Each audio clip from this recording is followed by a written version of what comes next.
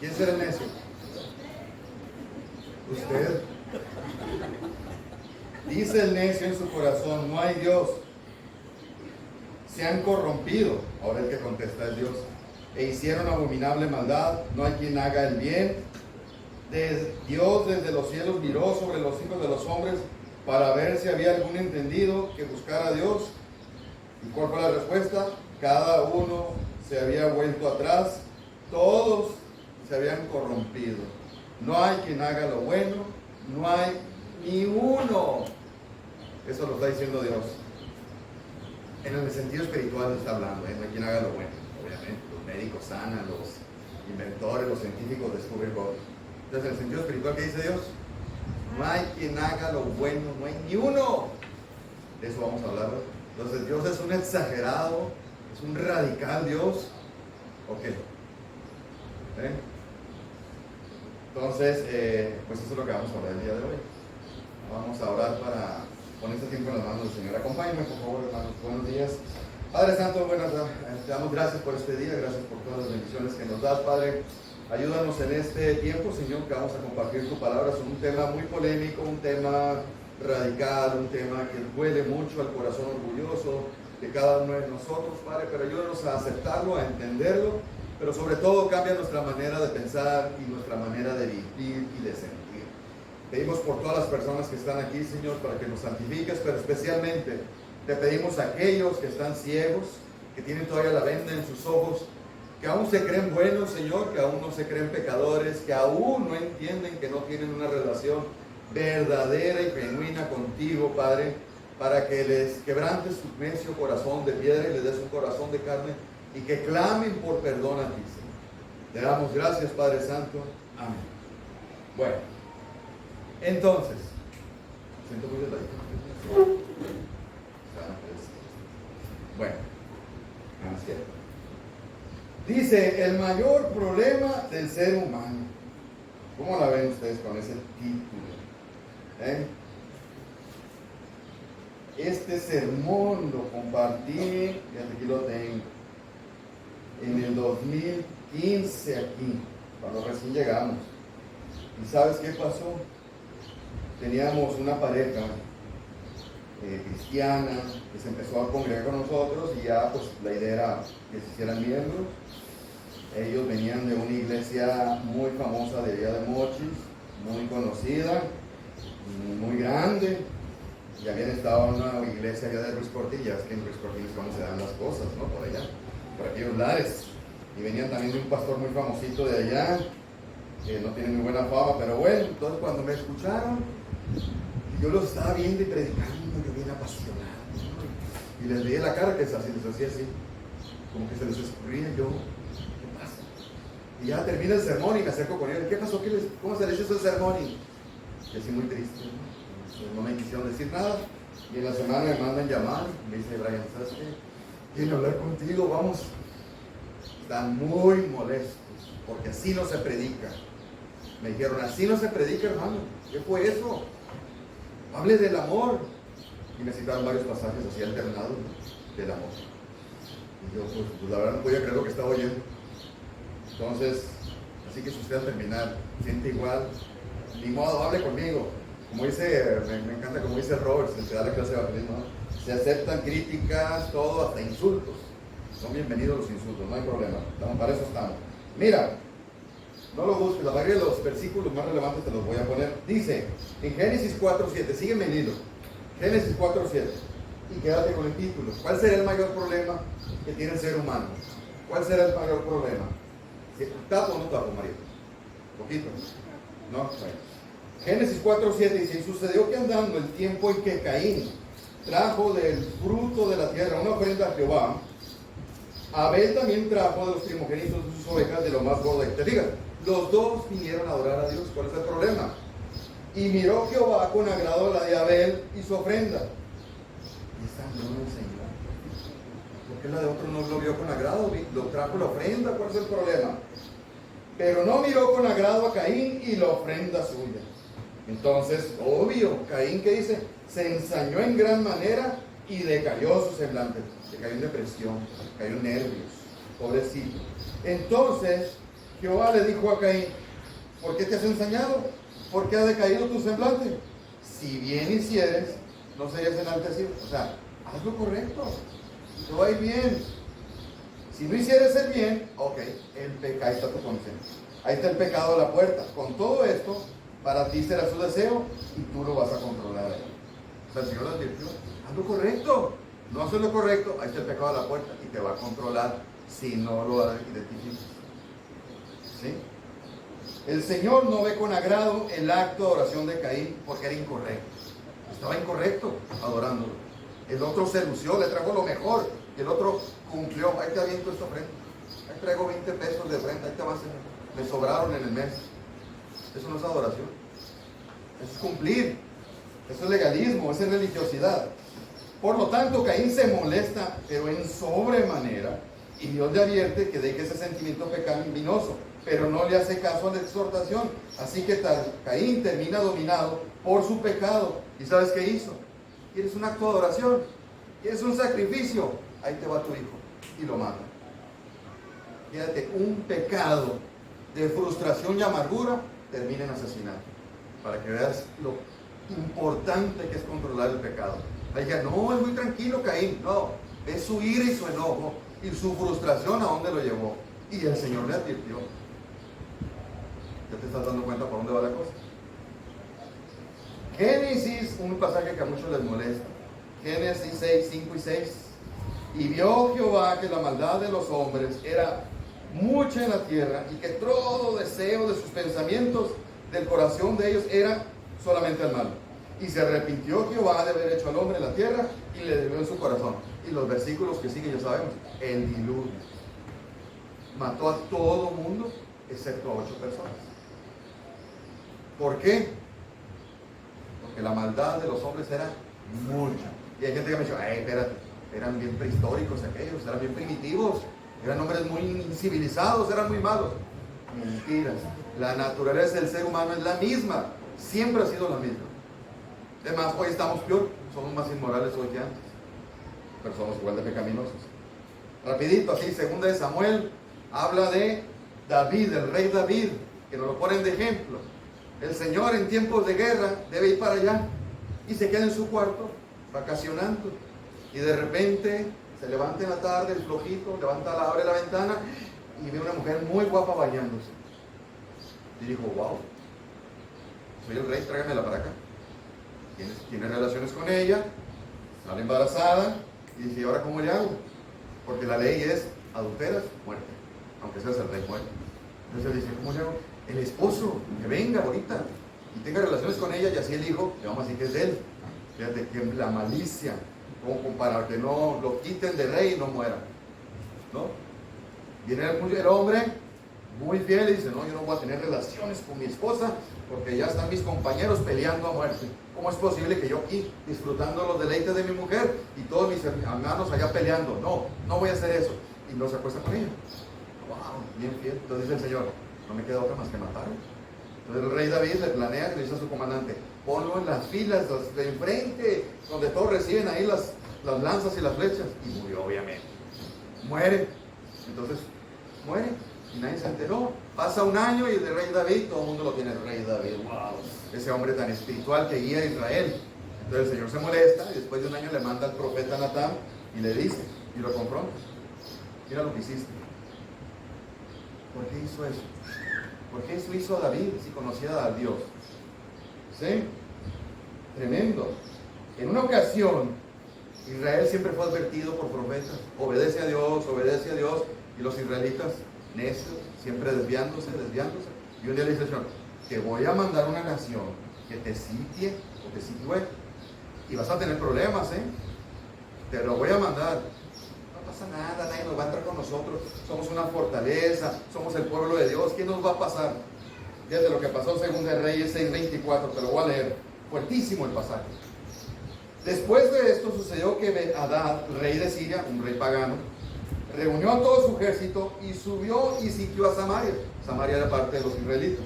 Y hubo gran hambre en Samaria. Obviamente, si tú los sitias, no permites la entrada de alimento, ni de agua, ni la salida de nada. Entonces puede durar meses, hasta que se te acaben tus reservas. Dice, Y hubo una gran hambre en Samaria a consecuencia de aquel sitio, tanto que una cabeza de asno, ¿cuánta carne tiene una cabeza de burro?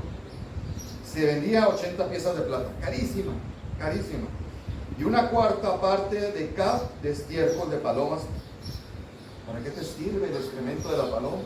Para hacer leña. ¿Cuánto puedes hacer de fogata con eso, no? Dice, y pasando el rey de Israel por el muro alto, donde protegía, una mujer le gritó, salva, rey mío, o sea, que lo salve.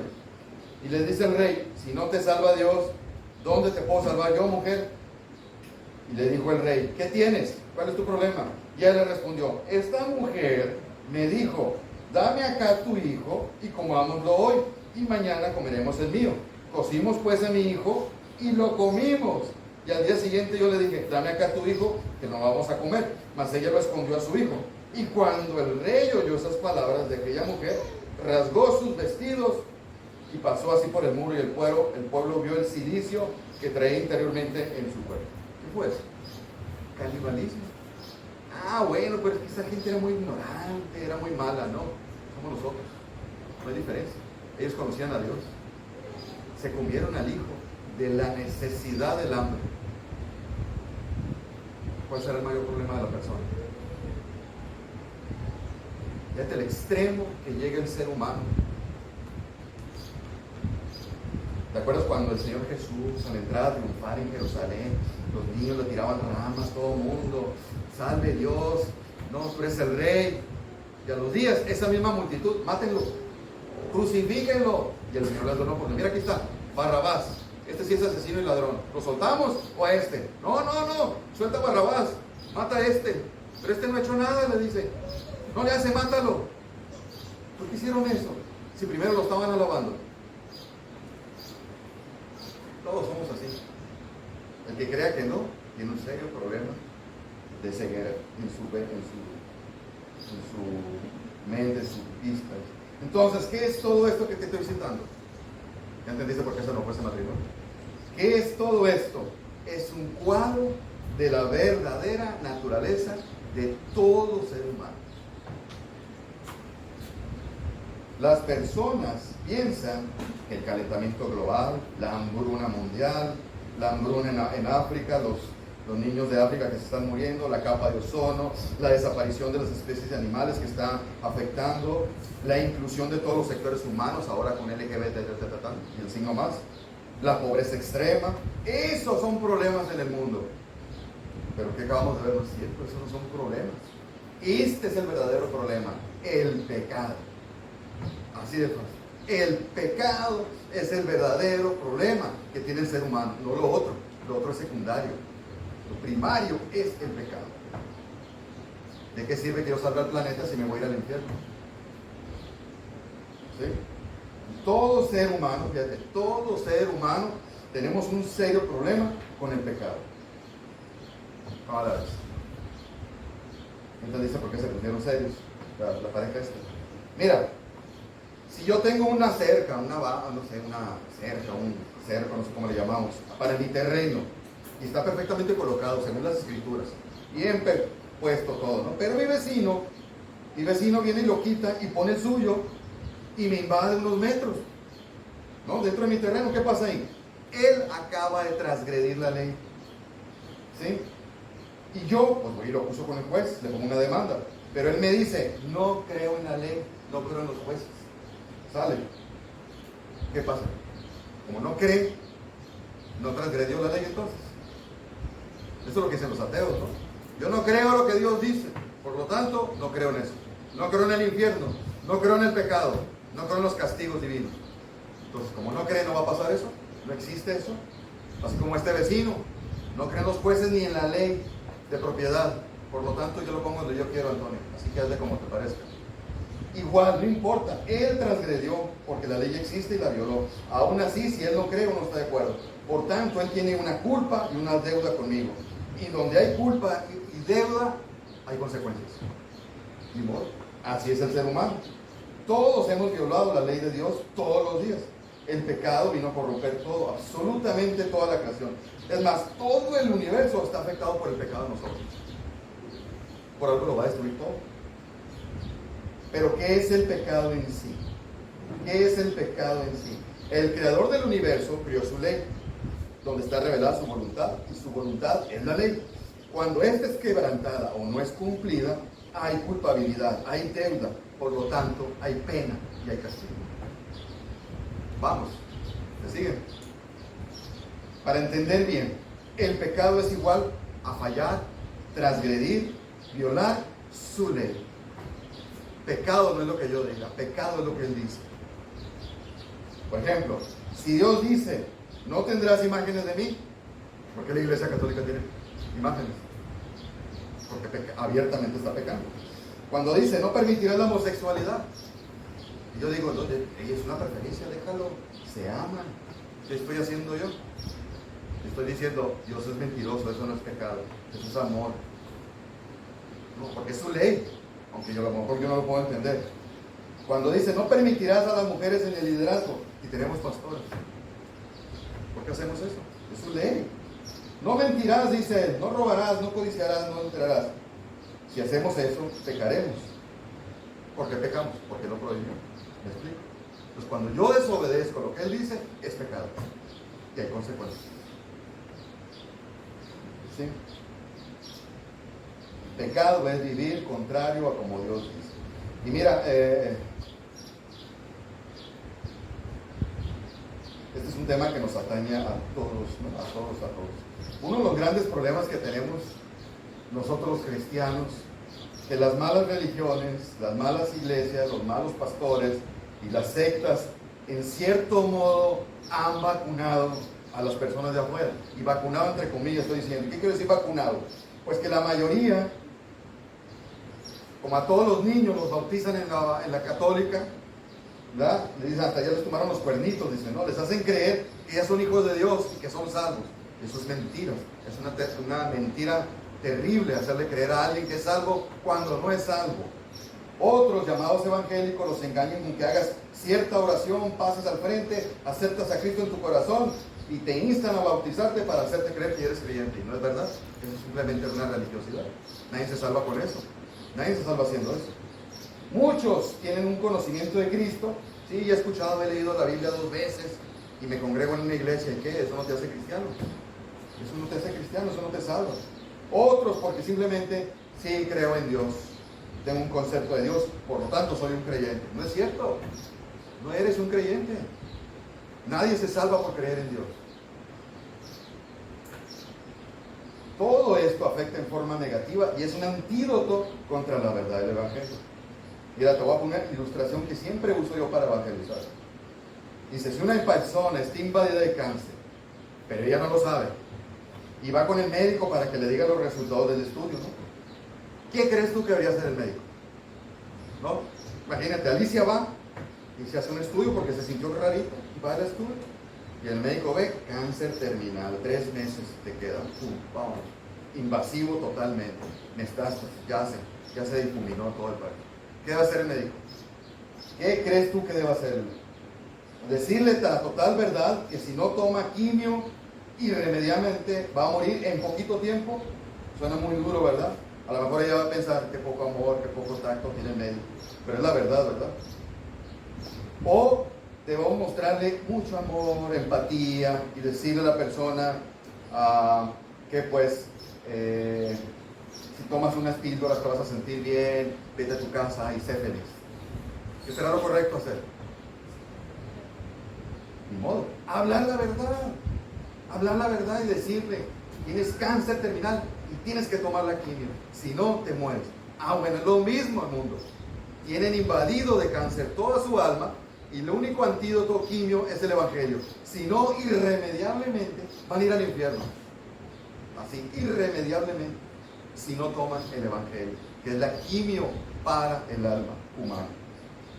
Entonces el día de hoy la gente no hace eso, los pastores no hacen eso, los hermanos no hacen eso, las religiones no hacen eso, porque los pierden. Mejor le voy a hablar bonito. No, a que se vaya contento a su casa. ¿Cómo te ocurre hablarle eso? Del infierno y del pecado. ¿Cómo se te ocurre? Lo vas a desanimar.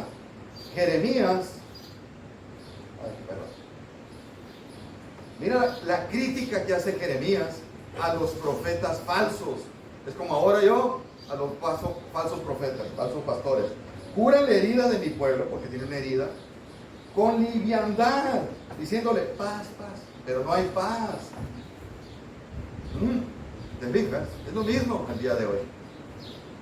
Es lo mismo. La gente tiene que saber el problema en el que está metido. Por eso evangelio significa buenas nuevas. Pero tienen que saber cuáles son las malas. Pues que tienes pecado y necesitas ser perdonado, si no, irás al infierno. ¿Y cómo puedo ser perdonado? Ok, para allá vamos. ¿Cuáles son las malas noticias? Nomás dos te voy a poner. Por cuanto todos dicen, no algunos, todos pecaron, están separados de Dios. Mira lo que dice el salmista, eso que dice, no, pero los niños son inocentes, son santos. No, en maldad he sido formado, es decir, desde el vientre, ese bebé ya era pecador. Y en pecado me concibió mi madre. Desde la gestación ya trae un alma, un ADN espiritual pecador. Ya, esa alma ya viene pecadora. Desde que Dios la da al óvulo. Ya. Enferma totalmente de pecado el alma. Así que debido al pecado, toda la humanidad está separada de Dios. Todos desde que nacimos en pecado y todos estamos apartados de Dios y condenados a su ira. Y todos debemos ir al infierno. Es radical el hermano. Y todos, la mayoría, omiten estas doctrinas el día de hoy. Pero son verdades bíblicas. Casi nunca he escuchado un sermón de la ira de Dios. Nunca he escuchado un sermón. ¿Por qué? Porque le importa más cómo piensan de uno que lo que opinen de Dios. Pero son esenciales. ¿Sí? Entonces, mira, ¿se acuerdan la parábola? No la traigo. Bueno, la parábola de los talentos. Creo que uno le dio 1, 3 y 5.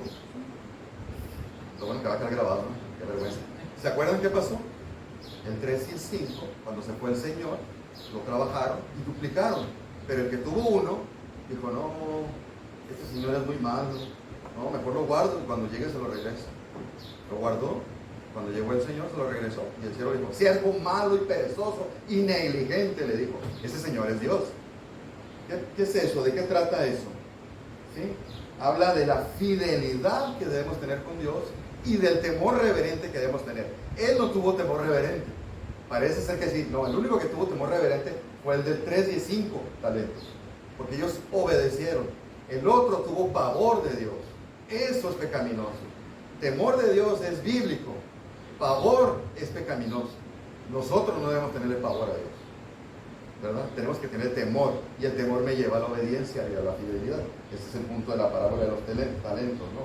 ¿Y a qué voy con eso? Al temor reverencial del arrepentimiento, ¿verdad? ¿Se acuerdan? También de repente me llegan ideas, no apunto, pero el progreso del peregrino. Los que han leído el libro del progreso del peregrino, que los insto a que la lean. El libro comienza donde está el peregrino y empieza a leer un libro. Y empieza a leer el libro y empieza a llorar. Y cada vez que lo lee llora. Entonces va con su familia y le dice, ¿para qué lo lees? Como eres tonto, deja de leer el libro para que estés contento. Haz de cuenta el mismo consejo que dan los psicólogos y los psiquiatras. Te vamos a quitar la culpa. ¿Para qué andas con eso? No andes con esa culpa. Suelta la culpa para que te sientas bien. No. ¿Sabes qué libro era ese? La Biblia. Porque cada vez que la leía, se daba cuenta de la condena que tenía. Porque decía, soy pecador y viene un juicio. Qué terrible cosa. Pero eso lo llevó a la cruz. ¿Se fijan la diferencia? Temor reverente y el miedo o la apatía como la de su familia. ¿Sí? Mira, el mundo en su sistema han enseñado, modificado, suavizado la manera de llamar las cosas. Ya sabes para dónde va. Por ejemplo, ahorita entonces mencioné algo en la mañana. La gente ya no comete adulterio. Tuve una aventurita. Tuve a morir, fíjate qué bonito soy. Yo no soy el feo, yo no soy... Toco un amigo, no, tuve una aventurita. Ahí en la oficina. Tú, padre. No, adulterio. Es horrible. ¿Sí? Fíjate cómo le cambia a la sociedad. Ya no roban ahora. Cometí fraude. Un desfalco. ¿Sí? Es que soy cleptómano, me dijo la psicóloga que estoy enfermo. Por eso agarro cosas que no son mías. Robaste, eres un ratero y ya. Así sean 5 pesos, así sean miles, eres un ratero. Así de fácil, ¿no? Los que practican el aborto, es que ayudamos a los derechos de la mujer, porque ella es la madre y ella es dueña de su cuerpo. Y aún lo que esté adentro, ella decide, no importa. Es asesinato eso. Tú no puedes decidir por el bebé, aunque tú lo portes. No tiene nada que ver eso. Homosexualismo, no es preferencia sexual. Ellos tienen derecho a amarse. Es más, pueden tener familia y crear hijos ellos. 2 hombres, ¿cuál es el problema? Es bestialidad, es homosexualidad, es gravísimo eso. Alcoholismo, no existe el alcoholismo, existe la borrachera, la embriaguez. El alcoholismo es falso. Es que estoy enfermo de alcoholismo. No estás enfermo, eres un borracho. Te encanta embriagarte, te encanta drogarte. No estás enfermo nada. Pero le engañan a la gente y me lo creo. Por eso ahí es el antídoto contra el evangelio. No lo aceptan. Estoy enfermo, hermano, no me entiendes. Estás enfermo. Sí estás enfermo, pero de pecado. Por eso te drogas, por eso tomo, por eso robo, por eso adultero, ¿verdad? Y es que el afán y la preocupación excesiva, no. Lo que tú tienes es ansiedad, nervios y depresión. Estás enfermo. No, le das demasiado vueltas a las cosas negativas y no controlas tus pensamientos, no tienes dominio propio. Caes en el afán y en la preocupación excesiva. No ocupas medicamento para eso, ocupas dominio propio. ¿Verdad? Algunos su pecado no confesado, fíjate, hay estudios bíblicos, hay estadísticas. Fíjate, tu pecado no confesado, ¿sabes a qué te llevaba? A la bipolaridad y a la esquizofrenia. Y al día de hoy están catalogados como enfermedades. Falso. Fíjate, oigo voces. Fíjate al grado de que tu pecado no confesado genera esa actitud. Yo cuando llegué a mis puntos de tocar fondo, donde consumía sustancias, hablaba conmigo mismo. Ahí estoy en el espejo hablando conmigo. De repente estaba sentado y yo hablaba conmigo y yo me percataba. ¿Ya? Es que estaba enfermo. No, ni pecado. ¿Sí? Niños mal educados. No, tienen déficit de atención. Es que está enfermo, es hiperactivo. No, está mal educado. No han disciplinado correctamente a ese niño. Divorcio y nuevo casamiento. Es que hay incompatibilidad de caracteres. Yo tengo que buscar mi felicidad, tengo que enamorarme. Soy dueño de mi vida. No es cierto, no existe la incompatibilidad de caracteres. Todos somos así. Checa el 99% de los matrimonios, son totalmente volteados. Son raros los dos que se parecen. Porque así lo planeó Dios, es parte de tu enriquecimiento. Es la manera en que vamos a crecer más en la medida que esta persona es diferente a mí. ¿Verdad? De hecho, el mundo ya no habla la palabra pecado. En una conversación con tus amigos menciona la palabra pecado, te van a voltear a ver como extrañísimo. Y este loco radical, ¿de qué está hablando? Ya la palabra pecado no se menciona en ningún lado. Aún iglesias ya no mencionan la palabra pecado, porque es negativo y da para abajo. Y los hermanos se pueden ir con depresión. Entonces las personas, muchos no saben lo que es pecado, pero bien que lo practican, ¿no? Bueno, vamos a ver el punto 2. Me voy a brincar algunas cosas, lo más rapidito. Entonces, salud. Si el mayor problema, ¿a qué fue Abiesa? El mayor problema del ser humano es el pecado, ¿qué procede? Ya, no hay solución, no hay esperanza.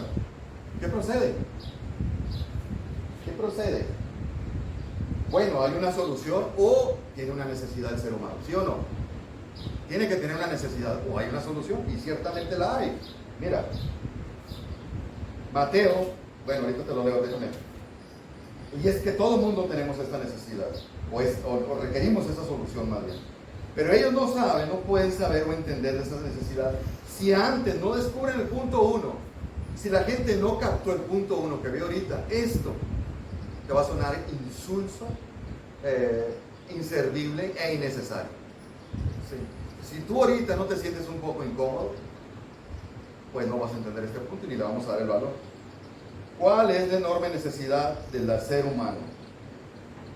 Si mi problema es mi pecado en mi alma y eso me va a llevar al infierno, ¿qué ocupo? La lógica. ¿Qué ocupa un Salvador? Así de fácil. ¿Qué pasaba en las series estas de Chapulín Colorado, ¿no? Estaba una persona en un problema y ¿qué decían? Oh, ¿quién podrá ayudarme? ¿Qué hacían? Pedían ayuda a un Salvador y ya salía el Chapulín Colorado, ¿no? Pues es igual que ocupa el ser humano, clamar por un Salvador. Así de fácil, pero este sí es verdadero. Es por eso, fíjate, que los niños desde chiquitos les tenemos que enseñar que son pecadores y que ocupan un Salvador. Ese es el catecismo. Desde chiquito hay que enseñárselo, ¿verdad? No enseñando como muchos le hacen que, ay, debes de ser como Moisés, manso, ¿no? Ahora, debes de ser como José, persistente, enseñarle valores morales. No se trata de eso la Biblia, que es lo que muchos hacen. Mateo 1:21 dice, y darás a luz un hijo, una profecía, y llamarás el nombre Jesús, porque él salvará a su pueblo de sus pecados. El nombre de Jesús significa Salvador de los pecados. Por eso Jesús se llama Jesús, porque él es el Salvador de los pecados. Gracias a él, el mundo tiene esperanza. ¿Sí? Él es la respuesta al mayor problema que tenemos todos los seres humanos. Vamos. Juan 3, 16 al 18. Si gustan buscarlo, porque no lo traigo, se los leo. Juan 3, 16, 18, que pues de todas maneras se lo sabe. Entonces mucha gente hasta ahorita, especialmente los que no conocen mucho al Señor, pueden estar pensando, qué duro está eso, ¿no? O sea, todos estamos enfermos de pecado. Yo no tuve nada que ver, todo fue culpa de Adán y Eva, y ahora me resulta que estoy condenado al infierno. O sea, es injusto esto. Qué duro es Dios. ¿Qué no se supone que Dios es amoroso? Como mira lo que dice Juan 3, 16 al 18. Porque de tal manera, es como una expresión muy grande, así como mayúscula. De tal manera amó Dios al mundo. ¿Qué hizo? ¿Cómo demuestra ese amor tan grande al mundo? Ha dado a su Hijo unigénito. Dices tú, pues es Dios. No, tú imagínate entregar a tu hijo. Imagínate entregar a tu hijo. No sé si lo has pensado. Yo ahora tengo nietas. Ahora hasta eso, veo una nieta sufrir, o veo que pasa calor, o además veo que le pican los moscos, y vieras lo que sufre. Nomás por eso. Ahora imagínate entregar su vida, que sea martirizado por personas que no me quieren. ¿Quién hace eso? Tú puedes hacerle favores a personas porque sabes que les agradas, pero hazle un servicio, un favor a alguien que le caes mal. Vas a batallar. Ahora, entrega a tu hijo a gente que lo odia, gente que te odia. Hazlo. Nadie puede hacer eso. Pero Dios lo hizo. Y no es que es Dios, no. Él vino a ser humano. Muchos dicen, no, pero es que sufrió en la cruz, pues es Dios. No, Él sufrió en la cruz en su humanidad. Ahí la divinidad no entró para nada. Dice, de tal manera amó Dios al mundo que ha dado a su Hijo unigénito para que todo aquel que en Él cree, está hablando de Jesús, no de Dios, no se pierda, mas tenga vida eterna. Y aquí está facilita la solución. Lo único que tiene que hacer es creer en Él y te doy vida eterna. Fíjate, tan fácil solución. Es como, lo único que tengo que hacer es tomar la quimio. Sí. No quiero hasta el seguro. Ay, hay unas filotas en el seguro. No te pelan en el seguro. Son bien groseros del seguro. Mejor voy con el particular. Ahí está gratis. La fe es gratis. No, pero voy a hacer esto mejor. Cuando están en el lecho de muerte, ahí están gritando ahora sí. Porque no envió Dios a su Hijo al mundo para condenar al mundo, hablando de la primera venida, sino para que el mundo sea salvo por Él. Ahí podemos ver el enorme amor de Dios, no la dureza. La dureza es la del hombre, de su corazón, porque no quiere aceptar la solución de Dios, que es tener fe en Cristo nada más. El plan de Dios fue entregar a Jesús para que la gente se salvara, no para que se condenara. El mismo Jesús que dice, yo soy el camino. ¿Cuál camino? A la vida eterna. La verdad, ¿cuál verdad? Absoluta. Y la vida. Nadie viene al Padre sino por mí. Pero no queremos ir a Él. La gente no quiere ir a Jesús. Hechos 4:12. Ningún otro hay salvación. Ningún otro. Buda, María, Alá. No, nada más Jesús salva. No salva el Espíritu Santo. no salva el Padre. Jesús es el único que es salvador. El único Dios y el único mediador entre Dios y los hombres, el único que está en medio y nos puede unir, es Jesucristo, hombre. Es el único, ¿verdad? Acompáñenme a Marcos 2.16. Marcos 2.16, fíjate aquí cómo lo maneja Dios. Marcos 2.16. ¿Está muy duro el calor? ¿Está soportable? Es que traigo 3 puntos, no se los puse, pero el tercero a lo mejor, pues así me lo brinco. Los que más me interesan es el 1 y el 2. Marcos 2.16, miren lo que dice, hasta el 17 creo. Y los escribas y los fariseos, viéndole comer con los publicanos y con los pecadores, le dijeron a los discípulos, o sea, Jesús estaba comiendo con pura gente pecadora, y le dice, ¿qué es esto que él come y bebe con los publicanos y pecadores? O sea, como critican, ¿qué está haciendo tu Señor? O sea, ¿cómo se le ocurre? Todos esos son pecadores, ¿qué está haciendo ahí? No, criticándolo. Y al oír esto Jesús les dijo, hay cuenta que los oye y se viene para acá y les dice, los sanos no tienen necesidad de médicos, sino los enfermos. ¿Qué tiene que ver eso con lo que ellos dijeron? Los sanos no tienen necesidad, es una lógica, obvio. ¿Quién estando sano va a ir al médico? Nadie, nada más los enfermos. ¿Y qué tiene que ver con lo que dicen? Y luego aparte hizo otra frase que no tiene nada que ver. No he venido a llamar a justos, sino pecadores. Entonces el Señor lo que está queriendo decir aquí es que los justos son los sanos. Pero ya vimos que no existe nadie que es justo. Entonces no existe nadie que está sano. Todos están enfermos. Pero no van al médico. ¿Y quiénes son los enfermos? Dice que Él ha venido a llamar a los pecadores, al arrepentimiento. Entonces está diciéndose, yo soy el médico. Yo soy el que cura a los enfermos. A los que reconocen que son pecadores. Esos son los que van a venir. Pero ¿qué hacen los que están vacunados allá afuera? No quieren venir, porque no es cierto, yo no soy pecador. Yo no soy tan malo como dice el pastor Antonio. Él es un exagerado y radical. Yo soy bueno, solamente que la riego a veces. Pero no soy tan malo como dice la Escritura. Wow. Es decir, las personas se sienten, se creen, piensan que están sanas espiritualmente, moralmente, y ellos se consideran en el fondo buenas personas. Pero Dios dice, no, estás muy enfermo. Ocupas un médico especializado para esa enfermedad mortal incurable que se llama pecado. Y el médico, el único médico que te puede curar es Jesús. ¿Sí? Hay un pasaje que mencionamos ayer en los matrimonios, 2 Corintios 5:19, dice, Dios está en Cristo reconciliando consigo al mundo. O sea, el Padre junto con el Cristo dijo, vamos a reconciliar al mundo. Vamos a quitarles el problema. El problema que tiene el mundo es que yo estoy airado contra ellos y los voy a llevar al infierno. Pero voy a usarte a ti para que estemos reconciliados. Fíjate qué planta maravillosa. Eso es puro amor. ¿Sí? No tomándoles en cuenta a los hombres sus pecados. Y nos encargó a nosotros, la iglesia, la palabra de la reconciliación. Así que somos embajadores en el nombre de Cristo. O como si Dios les rogase por medio de nosotros, les rogamos en el nombre de Cristo, reconcíliense con Dios. Esto que estoy haciendo ahorita es exhortar a que se reconcilien con Dios. Y eso no es más que producto de amor, aunque parece lo contrario. Como digo, no, parece que están regañando. No, estás hablando de la vida y la muerte. No puedes hablar de la vida y la muerte sonriendo. No puedo hacer bromas de la vida y la muerte. No puedo hablar aquí en broma con gentes que se van a ir al infierno. ¿Quién hace bromas en un funeral? ¿Quién se ríe en un funeral? Ahí sí no lo critican al que habla, ¿verdad?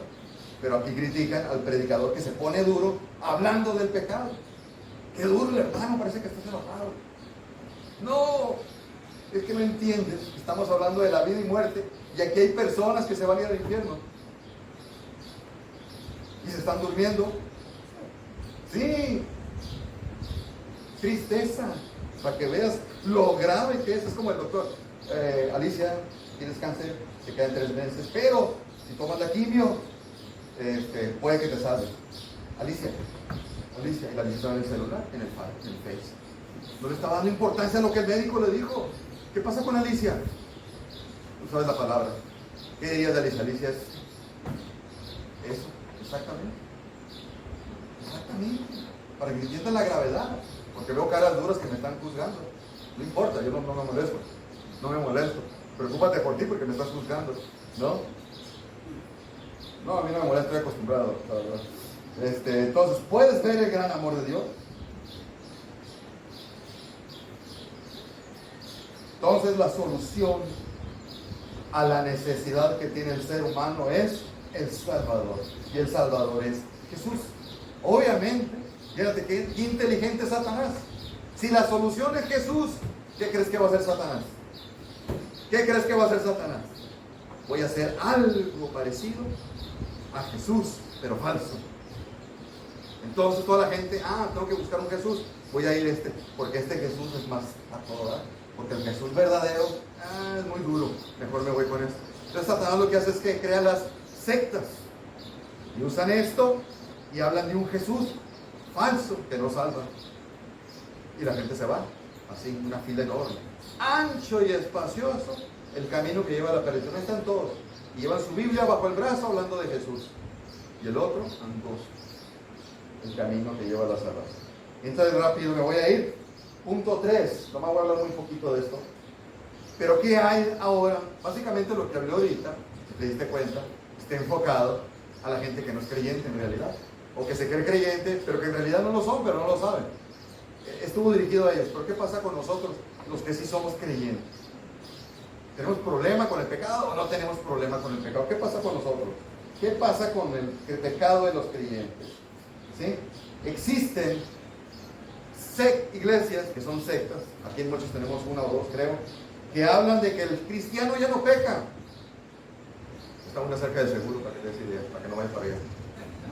¿No? ¿Sí? No pecas, ahora erras. Te equivocaste, pero no pecas. Falso.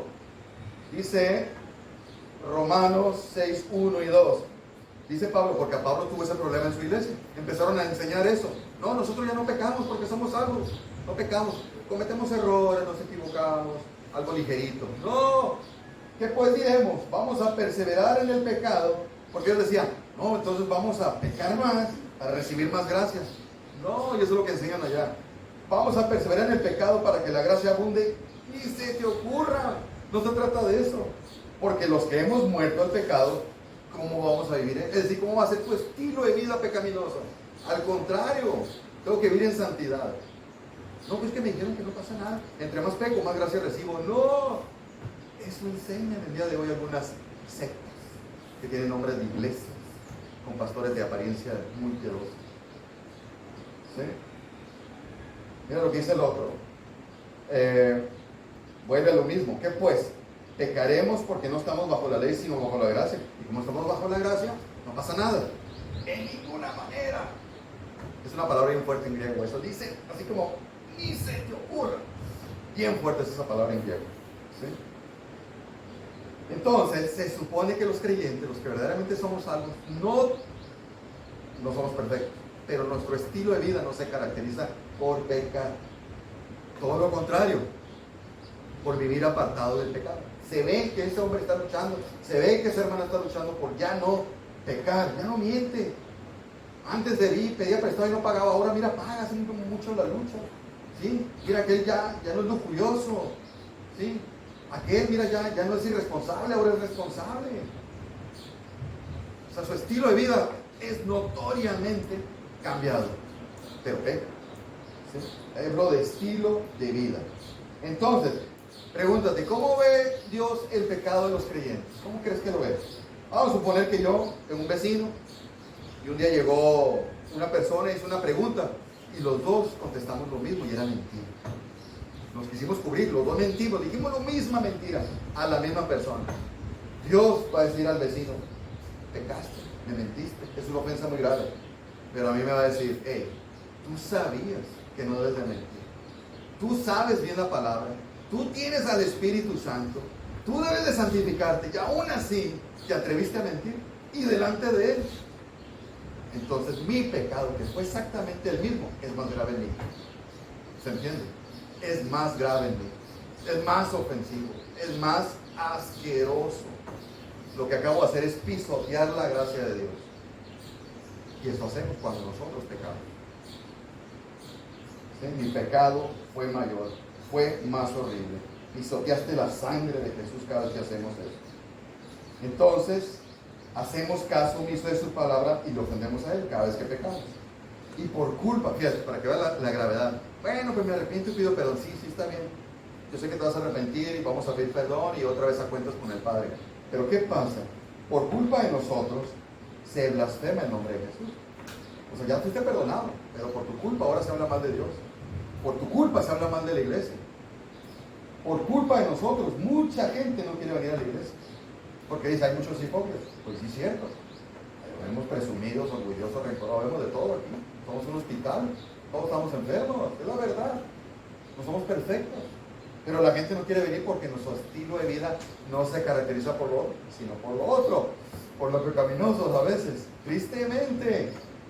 Por culpa de nuestra religiosidad, no santidad, religiosidad, hipocresía, falsedad y falta de amor y falta de humildad, no quieren acercarse. Yo no voy a ir porque esta hermana que me dejó de hablar. ¿Cómo se le ocurre a esa hermana hacer eso? Yo no voy a ir porque ese hombre de ahí una vez me insultó y nunca se disculpó. ¿Por qué hacemos eso? Porque lo hacemos.